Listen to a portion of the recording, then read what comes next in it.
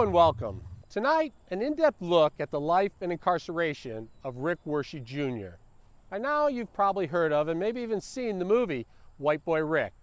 That's Hollywood's version of a kid from Detroit who at age 14 started working for the FBI as a paid informant. You know the saying that truth is stranger than fiction. Well, that's definitely the case with Rick's story. To get to the truth, we had to come here to Hampshire Street on Detroit's east side. This is where Rick's childhood home is. This is where he would ride his bike up and down the streets, watching all the drug activity in the neighborhood, and then selling it back to the FBI. Let me take you back in time, 34 years.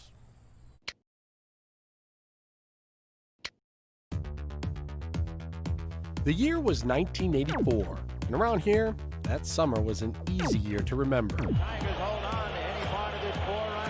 The Detroit Tigers won the World Series, getting off to a fast start and never looking back until they had the championship trophy.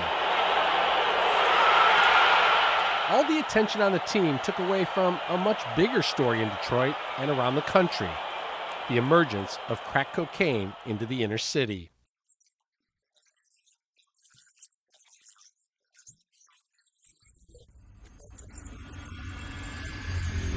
Powdered cocaine was popular, but crack cocaine, with its high purity and low cost, took off like wildfire.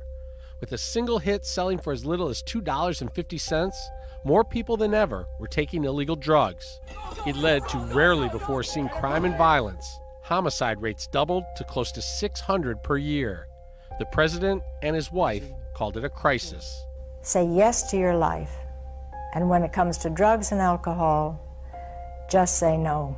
The FBI decided enough was enough, and instead of just letting the DEA go after drug dealers, special task forces were formed using local, state, and federal law enforcement officials. They were told to do what's necessary to put a stop to the crack epidemic. Retired FBI agent John Anthony. We opened a whole squad that was involved in drugs. The Curry case was the main one, the first one that we really became actively involved in. And in that preliminary investigation, White Boy Rick's name shows up. And who in the heck is this young kid? I think he was 14 or whatever he was at the time, running around with these African-American gangs. So who was Rick Wershe? At first, he was just a normal kid with a normal upbringing on Detroit's east side. 5 was like when my mom left, so from 5 to 10 was probably real difficult because I had a mom and then I missed her, and then I didn't have a mom. I had a grandma and a grandpa and a dad and a sister. So them were difficult years, but probably around 10 I started playing baseball like real competitively. His sister Dawn remembers Hampshire Street as a safe haven. People worked, people had their gardens. I mean, it was beautiful. It looked like a suburban neighborhood would nowadays. And everybody was close. Everybody knew everyone. Everybody knew everyone's name. I mean, streetlights came on, time to go home. It was the good times, the good days. But everybody was well behaved. Everybody respected everybody. Rick loved riding his bike and playing baseball. It's hard to imagine how 1984 would change his life, sending him on a path to become one of the most memorable names in Detroit drug gangland lore. Especially since 1 year earlier, he was living in the suburbs of Fraser with his mom, and life was looking real good for Rick. When I was 12, I moved out to the suburbs with my mom and got to know her for a year. And to be honest, from 12 to 13 was probably one of the best years of my life, That was with your mom. Yeah, I lived out there.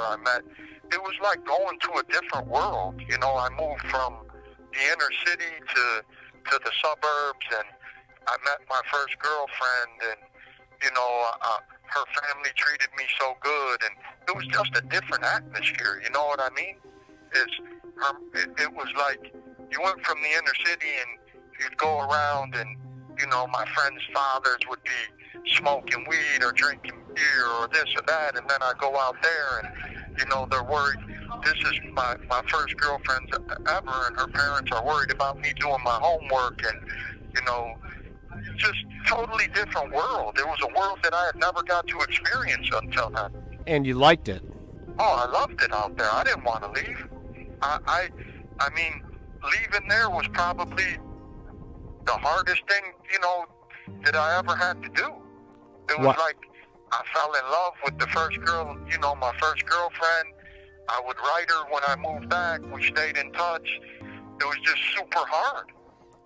Why did you come back? My mom's husband and me didn't get along. He used to hit my mom, and me and him had some problems, and I was up north deer hunting, I think, and he threw all my stuff out of the house. So Rick moved back to live with his dad, who both Rick and Dawn truly loved. He was wonderful. I mean, he spent a lot of quality time with us. He always was having his own business, doing things, traveling. We traveled every year for Christmas. Our Christmas gift was $100 and a trip to Florida. He was very close with my grandparents, as were we. They stepped in and helped raise us after my mother left. I mean, he had a good heart. He had good intentions. Did he make all the right choices? Who does? He tried to be a real good father, Kev. He tried, he took me places. He was one of my baseball coaches. He took me with him to try and teach me business. My dad wasn't, by any means was he, Ward Cleaver or anything like that, but, he always tried to teach me from wrong, and he was a businessman. And Rick Wershe Sr. was a hustler, a guy who loved inventing things. Rick Jr. watched and learned, like father, like son. He too wanted to make money. He had sales skills, I'd say. But I mean, when my dad would go to the gun shows when we were younger, we would go to a sporting goods store on, south of 6 Mile on Van Dyke. And he would buy the whole box of BB guns and say, I paid for them, you guys give me back my money and pay for the table, and whatever you make over that, it's yours. So we learned young, to sell things. In the summer of 1984, Rick Sr. found another way to make money, selling information to the FBI. He knew a thing or two about who was breaking the law in Detroit, and the feds were willing to pay for the information. Rick Sr. became an official FBI informant and was given the code name Gem. Yeah, he had worked in a gun shop before on the east side, and the FBI had been in there, agents been in there with guns and whatnot. And Basically, it's just a single dad who's doing the best he can. yeah, I mean, he tried. He was always trying to, make a dollar and keep his business going and do this or do that, and he tried the best he could. Was he father of the year? No. There was a lot of times we were left unsupervised, and my grandmother tried to do her best, but things didn't turn out so well, What you said your name was? Brett. The White Boy Rick story is now a major motion picture. Matthew McConaughey is playing the part of Rick Wershe Sr.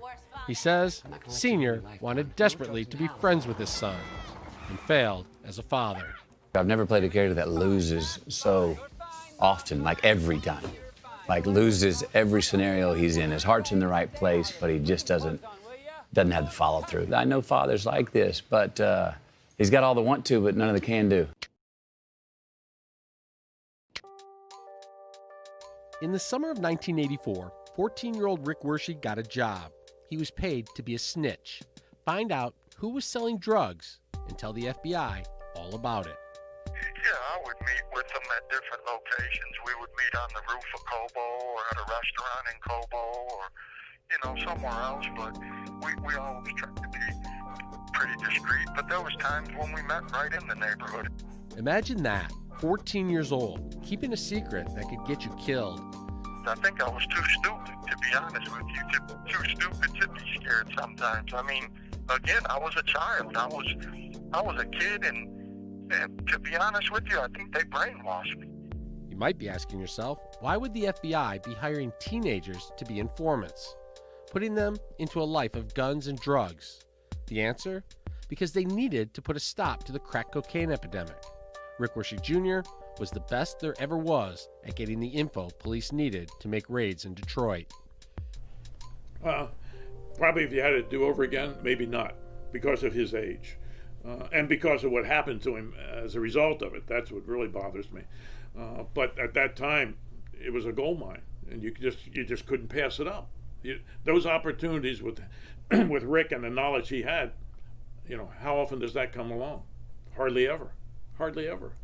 And why would a 14-year-old want to work with police?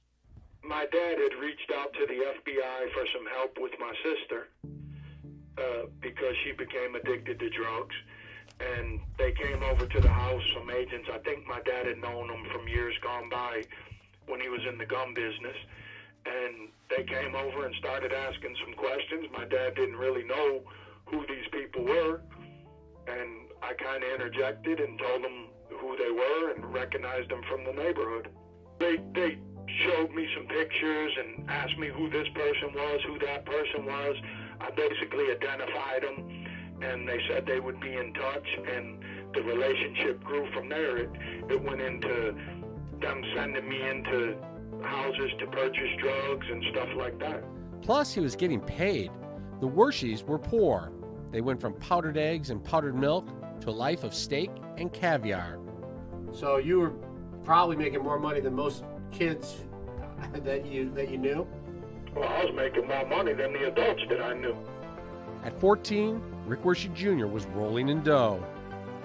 I went shopping, I bought stuff. I bought a car when I was 15 years old. Gym shoes, sweatsuits, jewelry, cars, stuff like that. All with their money. Yeah. Looking back at it today, Dawn and Rick say they are horrified by the idea of police using kids in the war on drugs. Me, as a parent now, I never would have had it. My 14-year-old kid, are you kidding me? No, but I mean, I didn't think it was right. I almost lost my life. It's troubling that I look back, and to be honest, I wonder how anyone could expose a child to that. Like my kids or my grandkids, it's something I would never bring a kid into, that life. What made Rick so good? He became friends with the Curry family. Johnny was the drug boss on Detroit's East Side. We had all got motorcycles together and rode up to see my brother that was in prison in Jackson. We'd go to Skateland, we'd go to Belle Isle, we'd go to nightclubs. Now, Rick was watching everything from the inside. You never suspected that he was meeting with police? You know what? I didn't suspect that he was meeting with police, and I never expected that because he was so young. And then telling the FBI in exchange for money. It was stressful. I'm not going to tell you it wasn't. There was, you always keep in mind, like you said, you're a 14 or 15-year-old kid, and you have to be conscious never to slip. I mean, one wrong word, one wrong, thing, and you put your life in danger. One wrong move, one person finds out about Rick's secret, and it could be lights out. Trust me, I knew all about what happens to an informant in that world. What happens? If the right people find out, you're going to be murdered. You weren't just shot. I mean, you were injured severely. Oh, yeah, I was on death's door. I was asking him to call 911. He wouldn't call 911. The ambulance driver told Rick, "You're going to die." The real story of White Boy Rick. 20 brand new in-depth interviews, including the Wershe family. I can remember things so vividly. Shattered presents White Boy Rick, a new podcast. Subscribe today.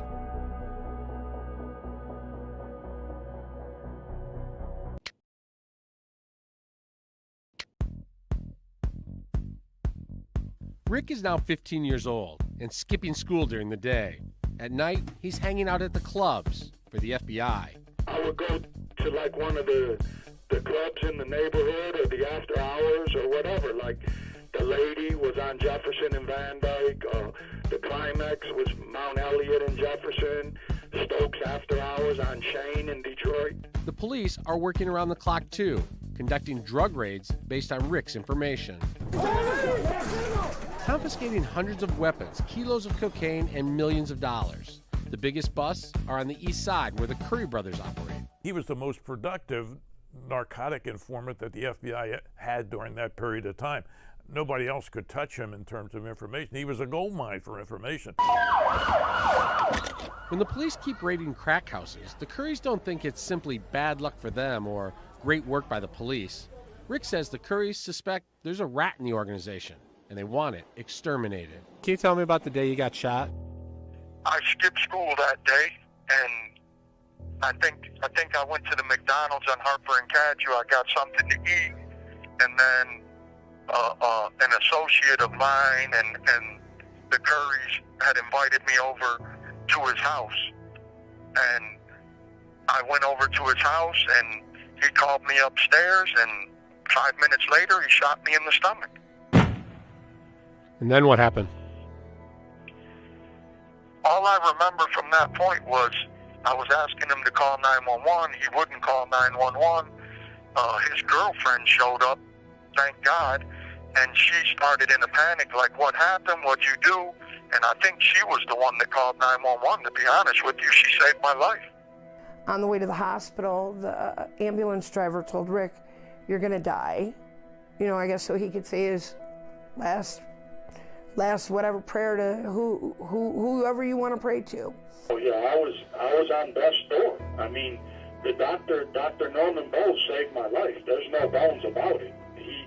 He stayed with me for probably a half of a day. He never left my side, and I'll never forget the speech that he gave me. You know, he came in, he closed the door, and he said, "Listen, I don't know what the hell you're into." He said, "But you're 15 years old." He said, "And there's a whole bunch of FBI agents running around." He said, "They have you in here under John Doe, and I'm assuming someone tried to kill you because you're shot." He said, "Whatever you're into, son, you need to stop because you almost died." I remember a lot of people coming and going, people I didn't know, you know, plainclothes, police officers, my dad, and myself. And, you know, a lot of, you know, you got to leave the room, a lot of whispering, a lot of pointing, you know, which obviously at that time was FBI and police that were not in uniforms to, I guess, protect Rick, I would assume, because they assumed that it was a hit.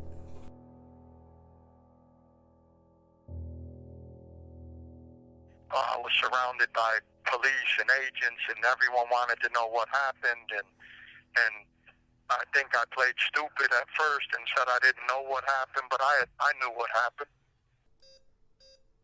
Do you? I mean, you think it was someone sending a message, not an accident? I mean, people say it was, and people say it wasn't. I don't know how it's an accident to shoot someone in the stomach the way I was shot, but I was told to say it was an accident, and I said it was an accident. Rick says his dad was furious with the FBI, and he wanted all contact with his son to stop. He got in a fight with him in the hospital. My dad knew. He knew that I was meeting with him, but he never knew how deep they got me involved. That was the only time where it got really sticky, and it was a time when we thought, hey, this is over with. That's not what happened. You know, if he's willing to take a bullet and still go, you know, his stature in that Curry, way up. When you get shot in the streets and you keep your mouth shut, it gives you street cred. You know, you run to the police in the city, and then no one wants to do anything. Here I was a kid. I took a bullet and kept my mouth shut. You know, so everyone was like, "Man, this kid's legit." So did you become like closer with the Currys then after? Yeah, absolutely. I started traveling with them. Las Vegas, Nevada, 1985. Caesar's Palace. Tommy the Hitman Hearns versus Marvelous Marvin Hagler. Watching Thomas Hearns stick and move the air. Seeing the Hitman remain cool as the night breeze as Marvin Hagler and his troupe pepper him with insults. For boxing fans, this was a hot ticket. For drug dealers, this was a must-be-seen-at event, especially drug dealers from Detroit who loved hometown hero Tommy Hearns. When the feds found out Johnny Curry was going to Vegas, they wanted Rick Wershe right by his side. They never hesitated, spending $15,000 to send the 15-year-old to Vegas to get more evidence against the Curry organization. I was given a fake ID. I was 15 at the time. The ID made me 21 years old. I had a pocket full of money, and I was on the Vegas Strip, and I was 15 years old and I could do whatever I wanted. You were at the Pink Flamingo, right? You remember looking out the window? What did you see? I looked across at Caesar's Palace and I thought about Evel Knievel jumping the fountain. I was like, wow, I'm here. A 15-year-old in Vegas on the government's dime. Dawn Wershey says her father didn't like it, and he sent her to watch Rick's back. My dad said, I want you to go to Vegas with your brother. I'm going to pay your way. I had no idea that he was going to watch the Curry brothers or keep an eye out or get information. Johnny Curry had no idea either. Like I said, at that time, I still didn't know Rick was telling. I thought he just came down. I didn't think that the feds had sent him down. The fight was a classic. Those who paid to see it got their money's worth. So did the FBI. They were about to use Rick's information to take down Detroit's first family of cocaine, the Currys. Operation Backbone was an effort on part of the FBI to identify law enforcement corruption. I got 3 Detroit police officers myself. That's Okay, all right. Okay. And these people have been with me. Okay, you can trust them. You can give us a heads up on any police that are in the area. Okay. Okay, number 1. Okay. And number 2, so we don't get ripped off.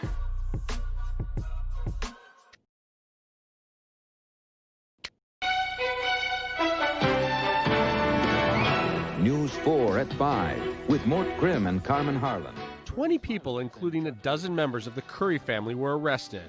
When faced with the mountain of evidence against them, they all pleaded guilty in exchange for no more than 15 years behind bars. Much of the information for the arrests came directly from 15-year-old Rick Wershey Jr. Do you remember how the task force ended its relationship with you? Yeah, I remember. They just, one day, my pager never went off again. They just stopped talking to me. The government, as opposed to thanking him, giving him a medal, saying, okay, now we're going to send you back to school and we're going to send you to a private school and we expect you to do well and graduate, they just stopped calling him.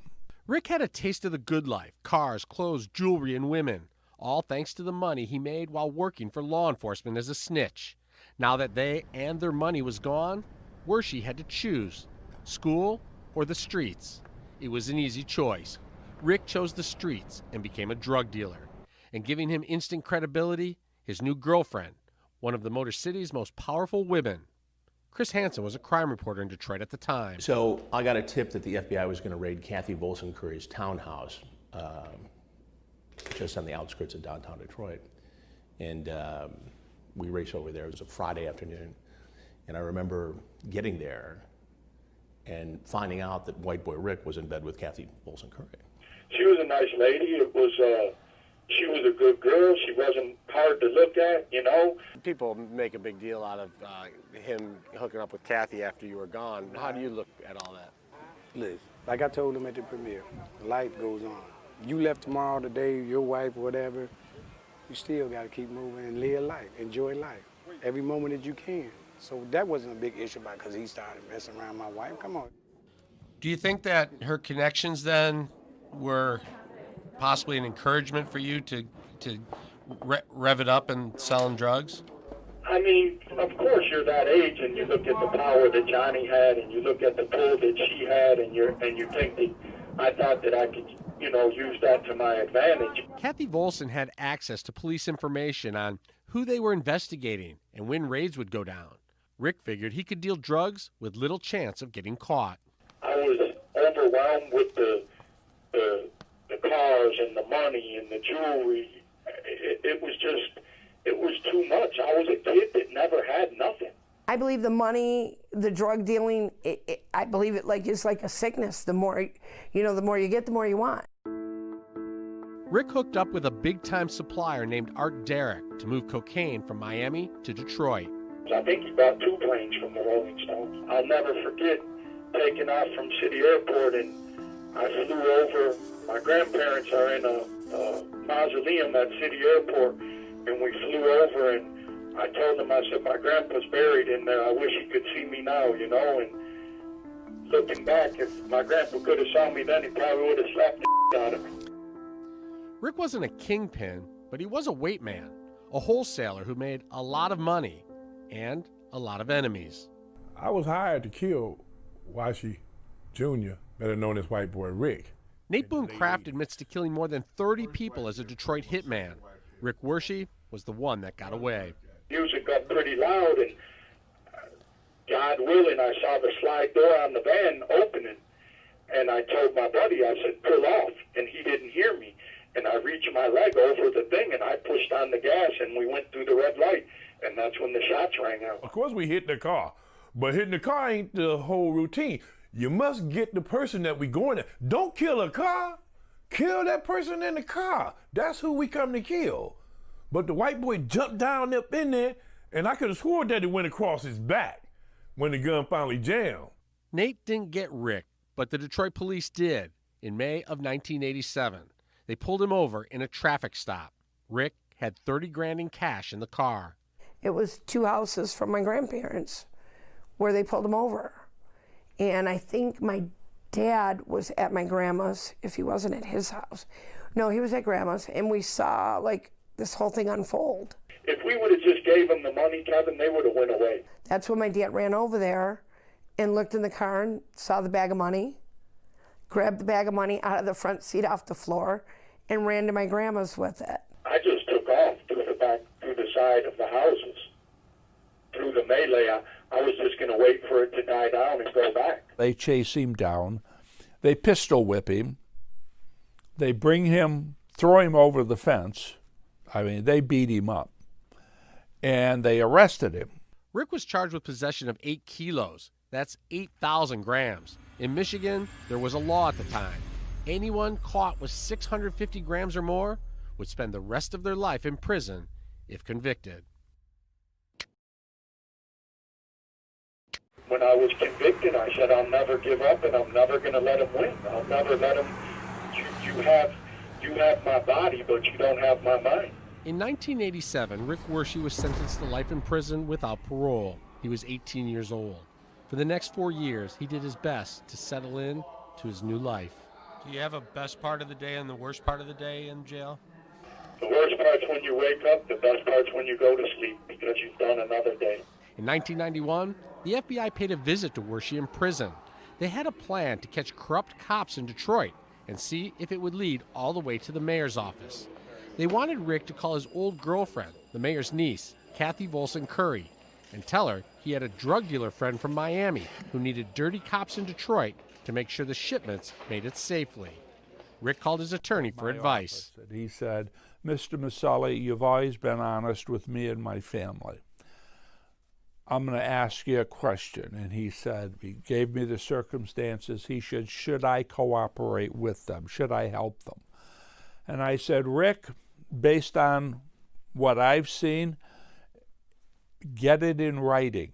Find out exactly what they're promising you, or don't talk to them. And he said, thanks. And I didn't hear from him again.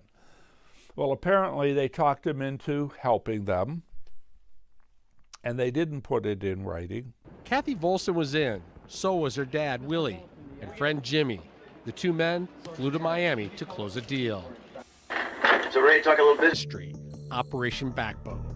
Sitting on the couch, Willie Volson, the brother-in-law of then Mayor Coleman A. Young. Sitting next to him, Detroit police officer Jimmy Harris, Mayor Young's bodyguard at the time. I got 3 Detroit police officers myself. That's okay, cool. all right. Okay. And these people have been with me. Okay, you can trust them.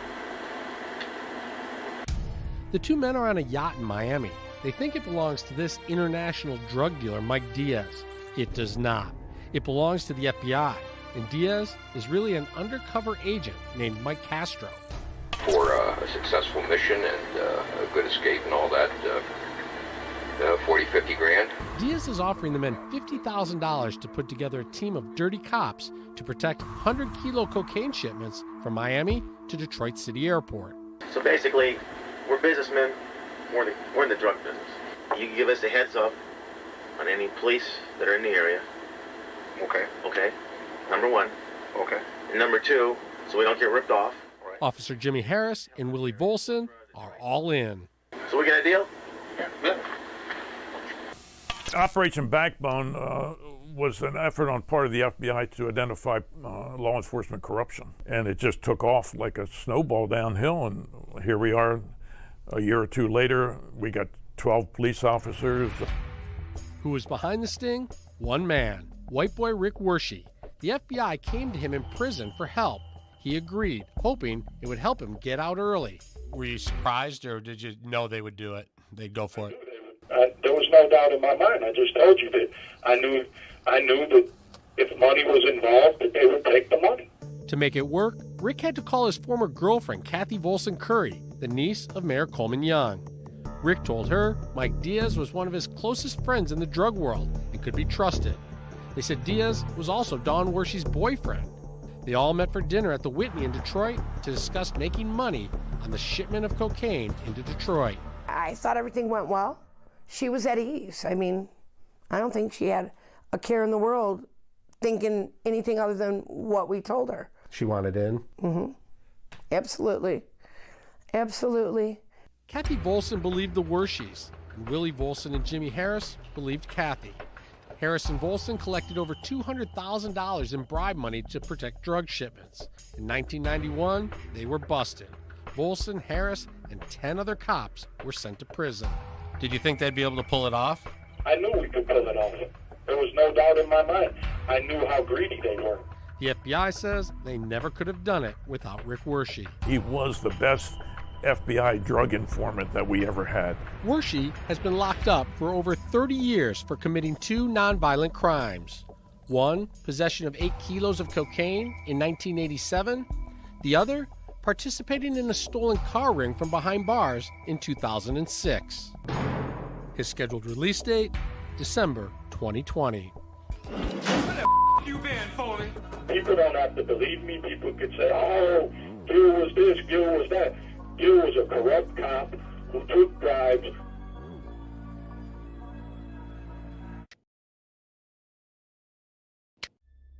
Operation Backbone was big news. In many cases, federal authorities say the officers used unmarked police cars and wore their uniforms. The transactions were recorded on video by the feds. Nearly a dozen police officers went to prison.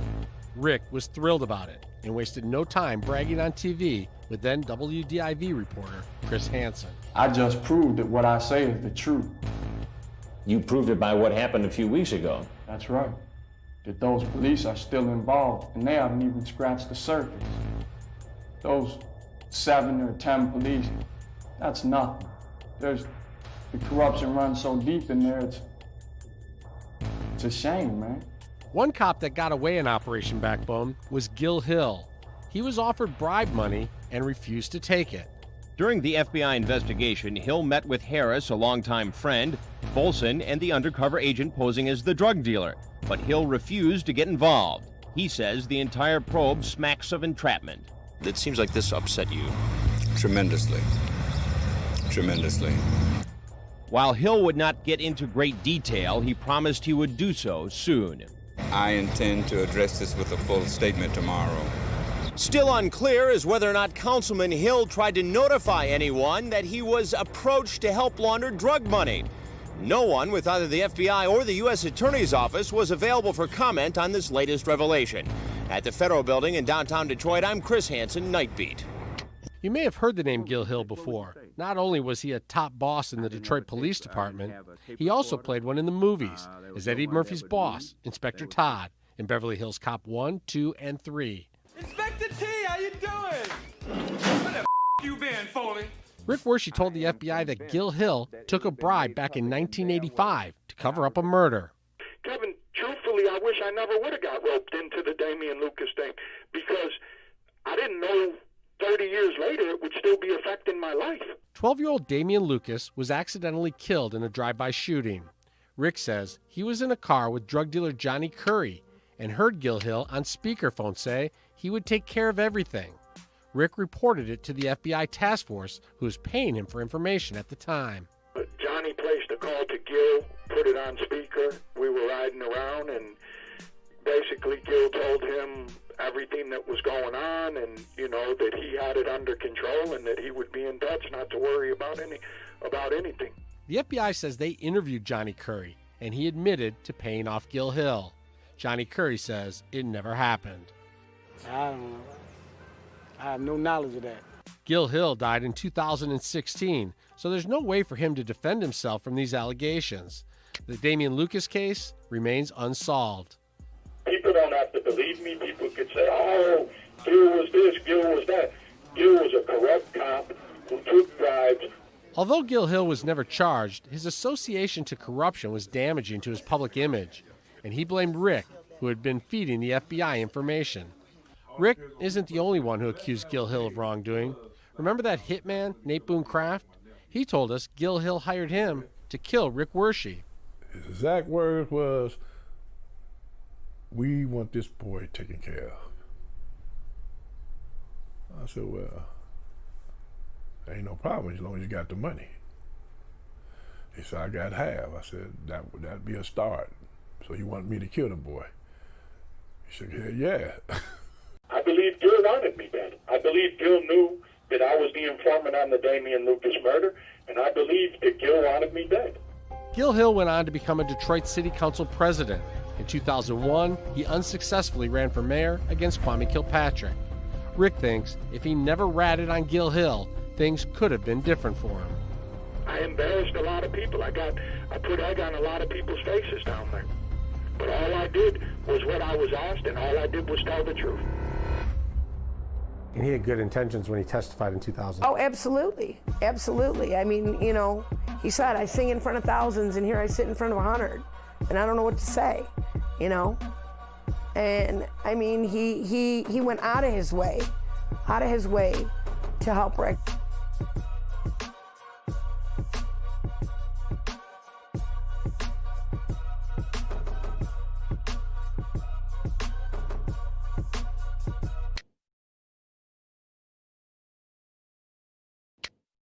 Let me take you back to the morning of March 27, 2003.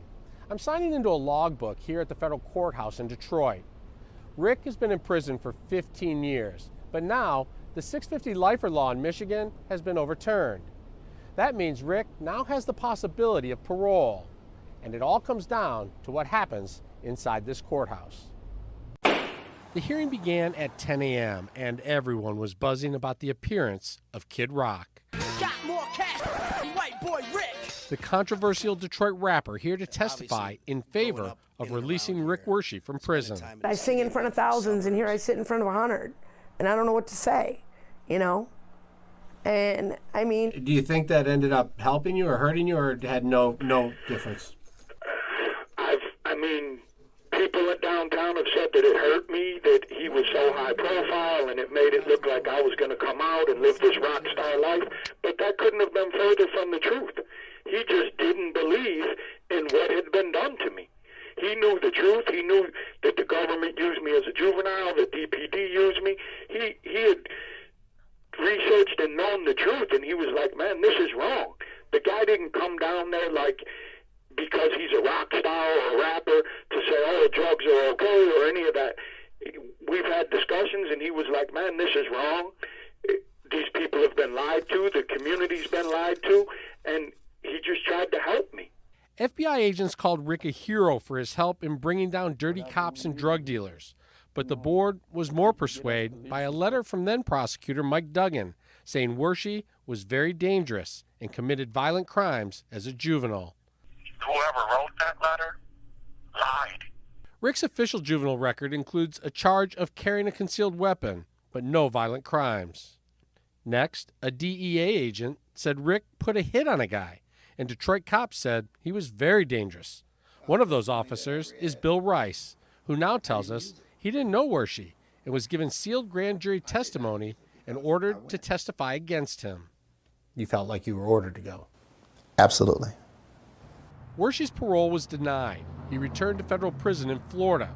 There, he met a guy who could help his sister Dawn make some money. At one time, a car hauler would pull up at my house on 12 Mile in Jefferson and drop off 10 cars because we had a large yard. And I mean, it looked like a car lot in our yard, but they all fit back there. Rick's mom even bought one of the cars. But as it turns out, some of those Florida cars were stolen. The guy that was the ringleader was in prison with Rick. He was operating this out of a federal prison. Well, Rick called his mother and sister and said, hey, these are great deals. Rick was charged in 2006 with conspiracy. I was told you take a plea bargain or I'm going to arrest your mom and your sister. So what do? I took a plea bargain against my attorney's wishes. He was sentenced to 5 years, and that's on top of his life sentence in Michigan. Oh my God!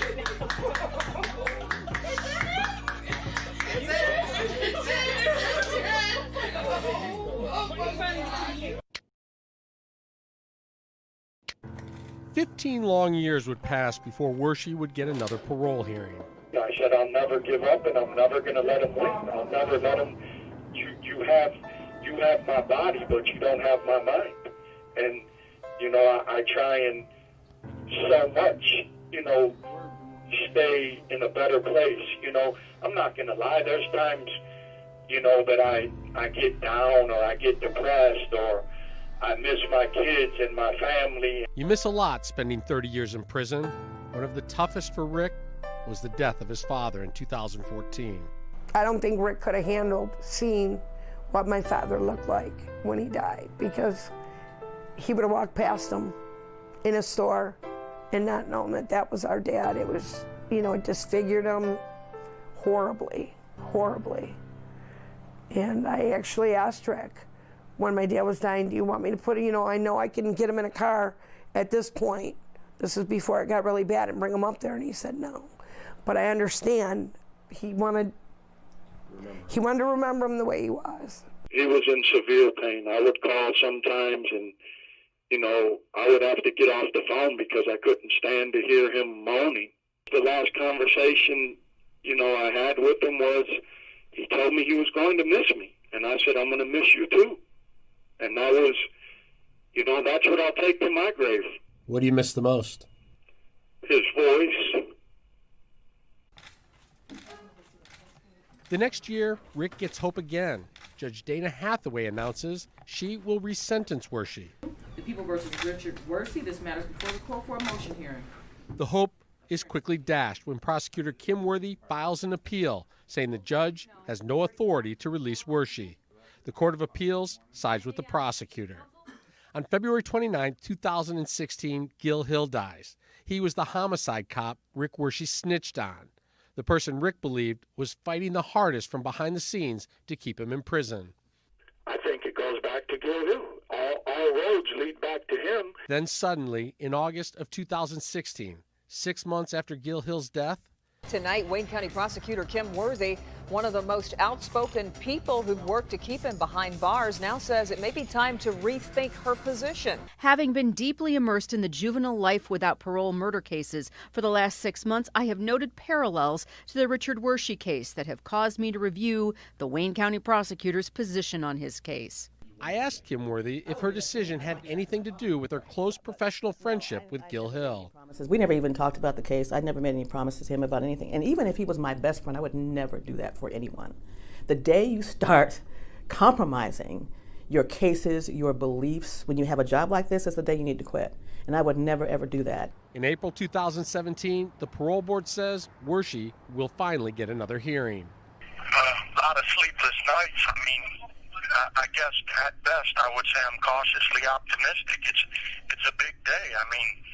30 years in a cage and I have a chance to get my life back, and it's nerve-wracking to say the least. In June, the hearing takes place, and in July, a decision comes in. I was with Rick's family as the announcement was made. Then my phone rang. It was Rick, right after he heard the news. I love you, and I couldn't be more happy and excited to finally have you home with us. I love you too, Gab, and I can't wait to see you, and I can't wait to hold the baby and give her a big kiss. Yeah, we love you, okay? Yep, tell everybody I said hi and I love them. Tell Nana I said I love her, and tell everyone that, I'm coming home. Yeah. In a unanimous vote, the parole board released Rick Wershey from his life sentence in Michigan. But Rick did not come home. He was taken directly to Florida to serve his 5-year sentence for taking part in that stolen car ring. He hopes the Florida Clemency Board will consider him for early release, but as of today, his official out date is Christmas Day 2020. He tells me the cocky teenage drug dealer White Boy Rick is dead, died off decades ago behind prison walls. Today, he says, he's simply a middle-aged man looking forward to making the best of the rest of his life. And if by chance you come across him, you can just call him Rick. I'm not White Boy Rick. I'm Rick. I'm not the person I was made out to be. I did some bad things, but it was a life that I was pushed into. And the second half of my life, I'm going to do some good with it. And the people that have fought so hard for me, I'm not going to let them down. Rick says there's nothing he would like more than to come home. He could never realize how much has changed in the past 3 decades. In fact, his childhood home is no longer here. It was demolished years ago. Much of Rick's life has also been demolished by FBI agents who used him as a 14-year-old for information and by his own bad choices to sell drugs and steal cars.